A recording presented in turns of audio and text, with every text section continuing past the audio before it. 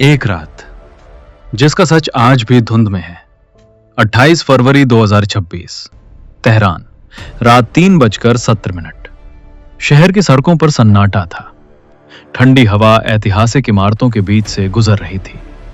ऊपर आसमान शांत दिख रहा था, लेकिन वो शांत नहीं था। अंतरिक्ष में घूमते निगरानी सैटेलाइट्स कई हफ्तों से एक ही बिंदु पर केंद्रित थे।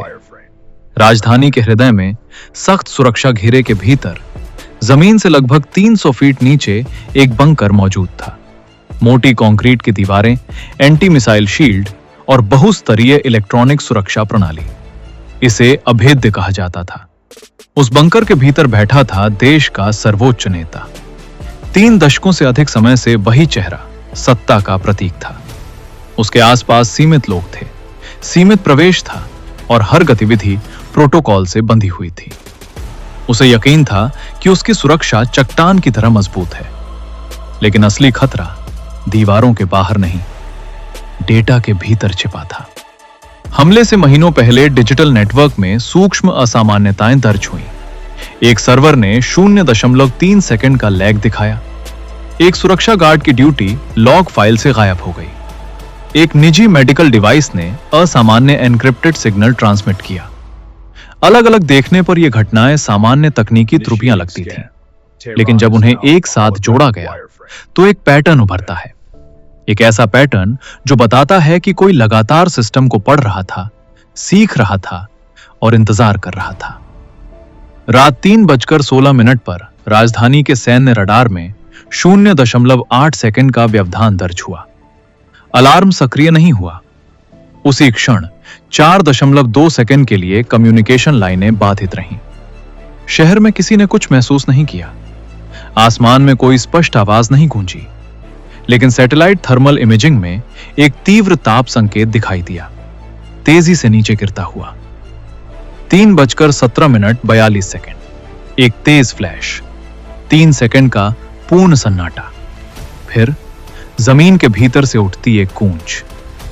धमाका ऊपर से सीमित दिखा, लेकिन अंदरूनी संरचना को गंभीर नुकसान पहुंचा। विस्फोट इतना सटीक था कि बाहरी ढांचा लगभग सुरक्षित रहा। आसपास की इमारतों में कांच हल्के से कांपे, पर शहर व्यापी अलार्म नहीं बजा। कोई आपातकाल घोषित नहीं हुआ।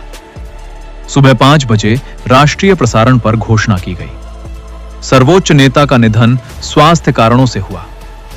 सरकारी बयान शांत था, नियंत्रित था, व्यवस्थित था, लेकिन उसी रात एक अनमार्क्ड सैन्य विमान राजधानी से उड़ा। कोई सार्वजनिक फ्लाइट प्लान नहीं, कोई आधिकारिक पुष्टि नहीं। कुछ स्वतंत्र ट्रैकिंग स्रोतों ने असामान्य मूवमेंट दर्ज किया, लेकिन डेटा जल्द ही हट गया। क्या वास्तव में विस्फोट ने सब समाप्त कर दिया, या किसी को सुरक्षित स्थान पर स्थानांतरित किया गया? हमले के 9 घंटे बाद सरकारी सर्वर पर एक प्रोटोकॉल सक्रिय हुआ, कंटिन्यूटी डायरेक्टिव।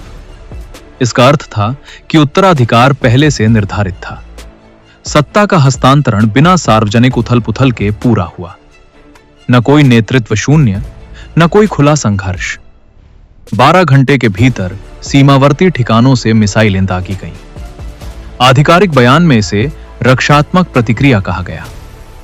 वैश्विक बाजार गिर गए, तेल की कीमतें उछली। कूटनीतिक चैनल सक्रिय हुए, लेकिन बयान सीमित रहे। कई शक्तिशाली राष्ट्रों ने केवल स्थिति पर नजर रखने की बात कही। भूकंपीय सेंसर डेटा में उस रात एक अनएक्सप्लेन्ड शॉकवेव दर्ज है। आधिकारिक रिपोर्ट में उसका विस्तृत उल्लेख नहीं है। कुछ सैटेलाइट फुटेज आज भी सार्वजनिक नहीं हुई। कई फाइलें सील्ड श्रेणी में हैं। इतिहास कहता है एक नेता चला गया। विश्लेषक कहते हैं एक सटीक ऑपरेशन हुआ। षड्यंत्र सिद्धांत कहते हैं असली कहानी कहीं और है। लेकिन सबसे रहस्यमयी बात यह है कि सत्ता संरचना नहीं टूटी, वो तुरंत पुनर्गठित हो गई, मानो सब कुछ पहले से योजनाबद्ध था। तो क्या यह हमला था, या सत्ता का नियंत्रित पुनर्संरचना? कैमरा धीरे धीरे पृथ्वी से दूर जाता है। अंतरिक्ष से शहर शांत दिखता है। रोशनी वैसी ही है, जीवन वैसा ही है, लेकिन नीचे डेटा और रणनीति की परतों में अदृश्य खेल जारी है। स्क्रीन पर आखिरी पंक्ति उभरती है। कुछ रातें इतिहास बदल देती हैं और कुछ इतिहास को दोबारा लिख देती हैं।